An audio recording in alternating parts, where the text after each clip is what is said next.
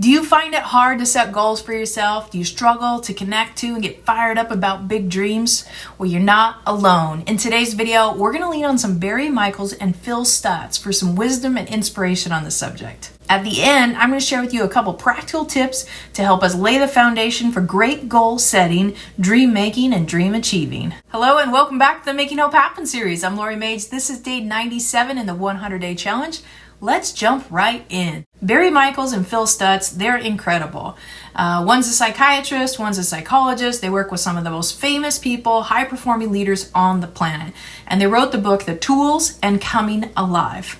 And they say that when it comes to our ability to dream, it's not about the money, it's not about the time, it's not where you were born, it's not where you live, or who your family is. The way we see our future, whether we have dreams or not, depends on how much energy we have. Energy is the key resource we need to cultivate in order for us to dream and envision a better future. They say when our energy is low, we tend to see the future in a limited way. We don't dream big because we don't have the energy to make our dreams real. We just go on living day-to-day lives, defaulting to this endless stream of sameness. Our futures? They're being created right now, today, in this moment, but only if we have the energy to create it. And here's what's really fascinating about energy. According to Barry and Phil, we create energy when we engage with the world, and we destroy energy when we withdraw from the world.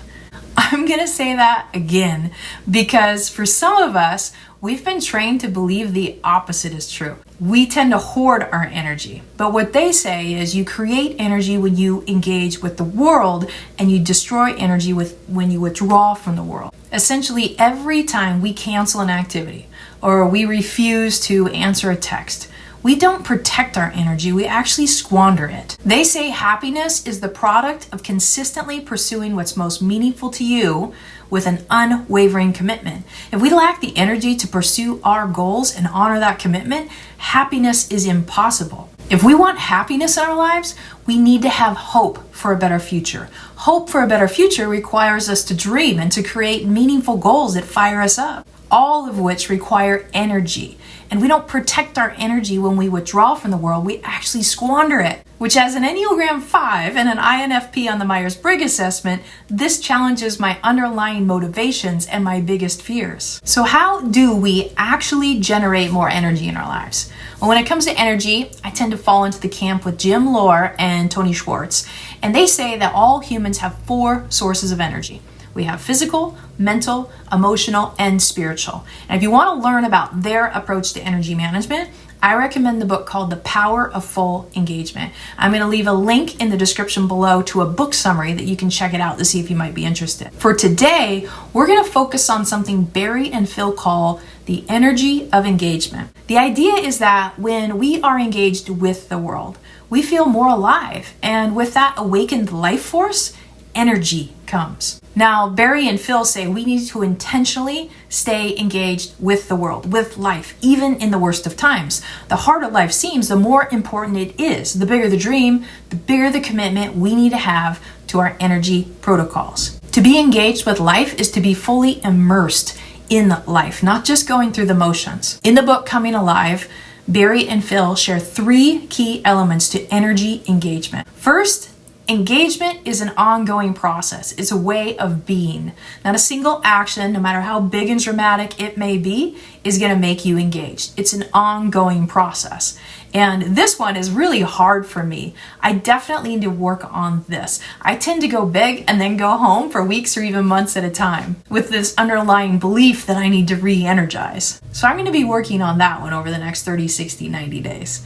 Number 2, engagement isn't something that happens to you. It means reaching out to the world on your own initiative. Now, this one seems to come a little easier for me. Since I've been working from home, I aim to schedule at least 2 to 3 Zoom calls a week where I get to connect authentically with another human being. What kind of initiative are you taking to engage with others? And the third element to their engagement idea is that engagement doesn't involve important actions, only actions that are meaningful to you. For this one, I've been aiming to get a hike in nature once a week where I fully immerse myself in the experience It's not important, but it's deeply meaningful to me. Another one is dance party Friday night with my significant other, which is an opportunity to be silly, to not talk about work, and just to be fully present with each other. We dream, we dance, we celebrate. It's not an important action, but it's deeply meaningful to me and to her. When we think about those three key elements to engaging our energy,